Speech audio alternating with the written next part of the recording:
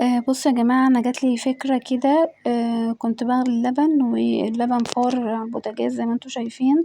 فكنت قريت بوست كده على الفيسبوك، واحدة كانت قايلة يعني حاجة بتقول لو حصل معاكوا الموقف ده تجيبوا لقمة عيش كده تبلوها في اللبن اللي واقع ده، متمسحوش اللبن وحطوه في طبق أو كيسة ونزلوه للقطط أو الكلاب أو أي حيوان يعني هياكله.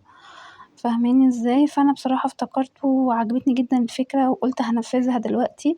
وزي ما انتوا شايفين كده جايبة لقمة لقمة وبليتها وخليت بنتي نزلت اهي في الكيسة، مكانش عندي طبق فل ولا حاجة، رحت منزلها في كيسة وقلت لبنتي انزلي حطيها تحت البيت، جنب البيت يعني كده وخدي التليفون وصوريلي ونشوف. لقينا القطة ديت قطة حامل كده، فيعني بجد يعني شوفوا الثواب بقى من عند ربنا، قطة وأولادها اللي في بطنها كمان.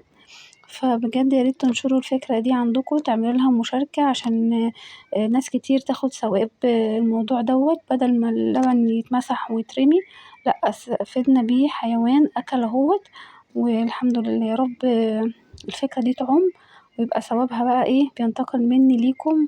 ويا رب الفكرة تعجبكم.